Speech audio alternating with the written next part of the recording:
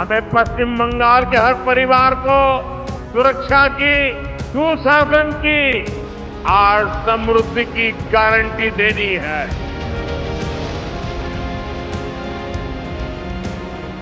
हमें पश्चिम बंगाल को उसका पुराना गौरव लौटाना है।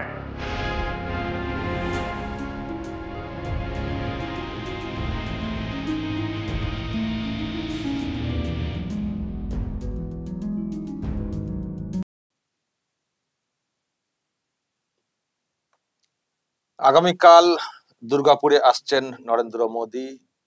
তার আগে আজকে এই সব পোস্ট করেছেন, লিখেছেন পশ্চিমবঙ্গ তৃণমূলের অপশাসনের কারণে ক্ষতিগ্রস্ত হচ্ছে। মানুষ অনেক আশা নিয়ে বিজেপির দিকে তাকিয়ে আছেন এবং তারা নিশ্চিত যে একমাত্র বিজেপি পারবে উন্নয়ন করতে। আগামীকাল 18 জুলাই দুর্গাপুরে একটি জনসভায় ভাষণ দেব, যোগদান করুন। তার নিচে লিখেছেন, আগামীকাল 18 জুলাই পশ্চিমবঙ্গের মানুষের মাঝে যাবার জন্য উদগ্রীব হয়ে আছি। দুর্গাপুরে একটি অনুষ্ঠানে তেল, গ্যাস, বিদ্যুৎ, রেল এবং সড়ক ক্ষেত্রের বেশ কয়েকটি প্রকল্পের শিলান্যাস করব এবং 5,000 কোটি টাকার বেশি বিনিয়োগের কয়েকটি প্রকল্পের উদ্বোধনও করব। কালকে আসছেন দুর্গাপুরে, তার আগে এই বার্তা উনি সোশ্যাল মিডিয়াতে দিয়েছেন। প্রিয় দর্শক, আমি শফিকুল ইসলাম এবং আপনারা দেখছেন আরামবাগ টিভি। তো কালকে এসে কি বলেন না বলেন সেটা দর্শক দেখব, নজর রাখবো এবং ওনার সভাতে লোকজন কেমন কি হয় সেটাও দেখার ব্যাপার রয়েছে। কিন্তু দর্শক, আজকের দিনে যে কৌতূহলটা সেটা হচ্ছে যে কালকে তো আসছেন নরেন্দ্র মোদী দুর্গাপুরে, কিন্তু দিলীপ ঘোষ কোথায়? দিলীপ ঘোষ কোথায়? 18 তারিখে দুর্গাপুরে নরেন্দ্র মোদীর সভাতে থাকবেন দিলীপ ঘোষ। আমন্ত্রণ না পেলেও উনি ওখানে যাবেন, শ্রোতা হিসেবে থাকবেন, মঞ্চে থাকবেন না, নিচে বসবেন, এই সব তো খবরে এসছিল। এবং এটাও শুনেছিলাম যে আজকেই উনি দুর্গাপুরে চলে যাবেন। কর্মীরা ওখান থেকে নাকি সব ডাকছেন, তো সেই জন্য উনি দুর্গাপুরে একদিন আগেই চলে যাবেন আর পরদিনে উনি শ্রোতা হিসেবে প্রধানমন্ত্রীর ভাষণ শুনবেন। এটাই তো খবরে এসছিল। তো আজকে তো 17 তারিখ, রাত পোহালেই 18, মানে নরেন্দ্র মোদী আসছেন। তো উনি কোথায়? নিশ্চয়ই একটা কৌতূহল আপনাদের মধ্যেও আছে, কারণ আমিও একটা খবর করেছিলাম যে দিলীপ ঘোষ উনি যাবেন, নরেন্দ্র মোদীর সভাতে যাবেন। আমন্ত্রণ করা হোক বা না হোক উনি যাবেন, চেয়ার দেয়া হোক বা না হোক উনি যাবেন। তো উনি গেলে কি হবে, কি হতে পারে, তার একটা ব্যাখ্যাও দিয়েছিলাম। কিন্তু দর্শক, আজকে যে খবরটা পাচ্ছি সেটা হচ্ছে যে এই মুহূর্তে উনি কোথা আছেন আগে সেটা দর্শক আপনাদেরকে দেখিয়ে দিই। এই যে এই মুহূর্তে উনি রয়েছেন খড়গপুরে। ওখানে একটি মন্দিরে আজকে উনি সন্ধ্যাতে পুজো করেছেন, পুজো দিয়েছেন এবং যেটা খবর যে উনি ওখানেই আছেন, মানে আজকে দুর্গাপুরে উনি যাননি, উনি খড়গপুরেই রয়েছেন, এমনটাই খবর আজকের। আমি যখন এই ভিডিও তৈরি করছি মানে এখনো পর্যন্ত এটাই খবর যে উনি দুর্গাপুরেই রয়েছেন, উনি খড়গপুরে রয়েছেন, উনি দুর্গাপুরে যাননি। এবং এটাও খবর দর্শক যে উনি আগামীকাল দুর্গাপুরে যাচ্ছেন না, মানে নরেন্দ্র মোদীর সভাতে উনি যাচ্ছেন না। আর এটাও খবর যে উনি শেষ পর্যন্ত কোনো আমন্ত্রণ পাননি, মানে ওই প্রোগ্রামে থাকার জন্য কোনো ডাক পাননি। যেটা একটা খবর এসছিল যে সমীপ ভট্টাচার্য নতুন যিনি সভাপতি হয়েছেন, উনি হয়তো ওনাকে ডাকবেন ওখানে স্টেজে বসার জন্য। কেউ কেউ এটা প্রচার করেছিল, কেউ কেউ বলতে টিএমসি পন্থী কয়েকটা মিডিয়া এটাকে সামনে এনেছিল এবং কুণাল ঘোষও দেখছিলাম বলছিলেন যে হ্যাঁ, সমীপ ভট্টাচার্য ওনাকে ডেকেছেন, তো তার মানে তো উনি অন্যদেরকে সব ফুঁ দিয়ে উড়িয়ে দিচ্ছেন। কিন্তু এখনো পর্যন্ত যেটা খবর যে না, ওই রকম কোনো ডাক মঞ্চে বসার জন্য সেটা দলের তরফ থেকে করা হয়নি। আর উনি যেটা বলেছিলেন যে দল না বললেও যাব শ্রোতা হিসেবে, তো যেটা খবর উনি যাচ্ছেন না, সেই সিদ্ধান্তের পরিবর্তন ঘটিয়েছেন। উনি যাচ্ছেন না, উনি আগামীকাল এই খড়গপুরেই থাকবেন, এমনটাই জানা যাচ্ছে। এখন নিশ্চয়ই আপনাদের মধ্যে একটা কৌতূহল থাকবে যে ওখানে উনি কি করছেন।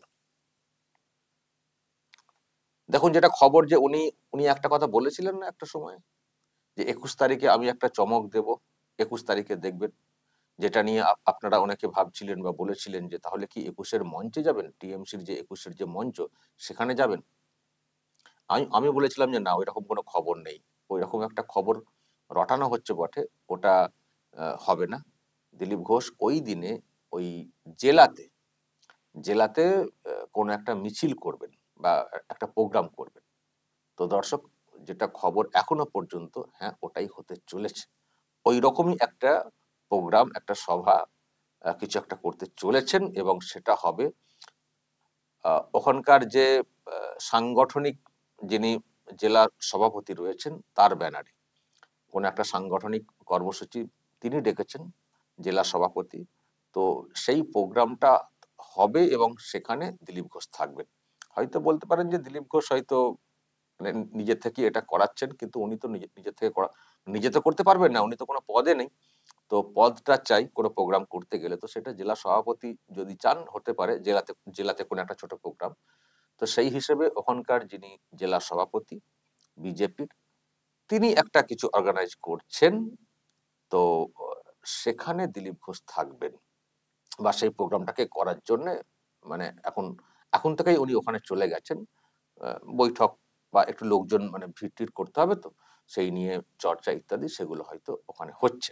তার মানে দুটো বিষয় দর্শক মোটামুটি নিশ্চিত, আগামীকাল উনি দুর্গাপুরে যাচ্ছেন না। আর দ্বিতীয়ত 21 তারিখে ওই খড়গপুরে কোনো একটা প্রোগ্রাম করার জন্য উদ্যোগ নেওয়া হচ্ছে।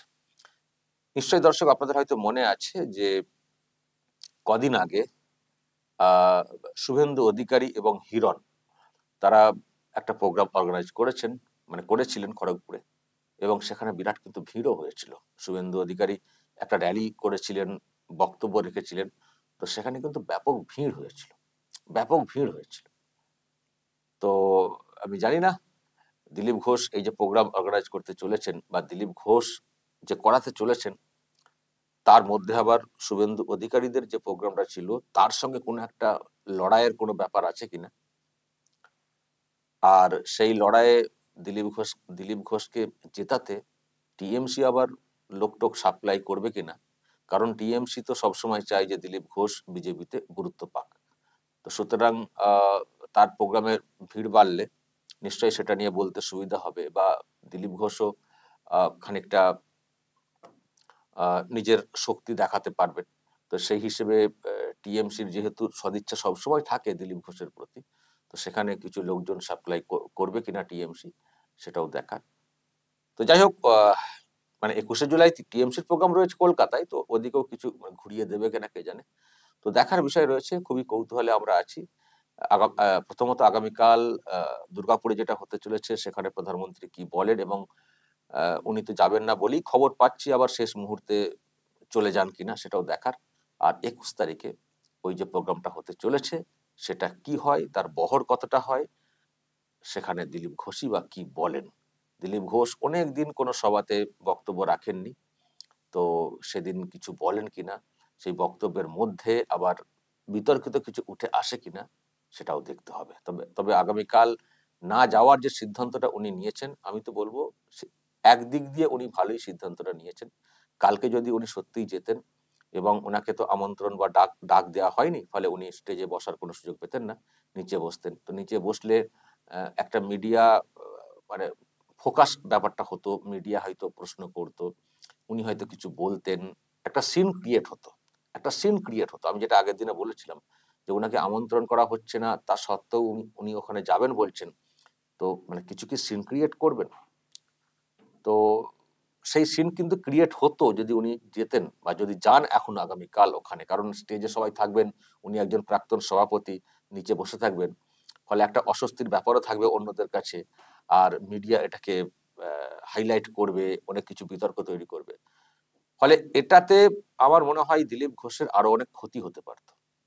যদি ওখানে সত্যি উনি ওখানে গিয়ে ইন্টেনশনালি একটা দলকে মানে বিড়ম্বনার মধ্যে ফেলার চেষ্টা করেন বলে বিষয়টা প্রকাশ্যে চলে আসে, তাহলে কিন্তু দলগতভাবে ওনার ওনার বিরুদ্ধে হয়তো ব্যবস্থা নেওয়ার ক্ষেত্রে আরো খানিকটা ভাবতে হতো দলকে, যে উনি ইচ্ছে করে এটা করছেন।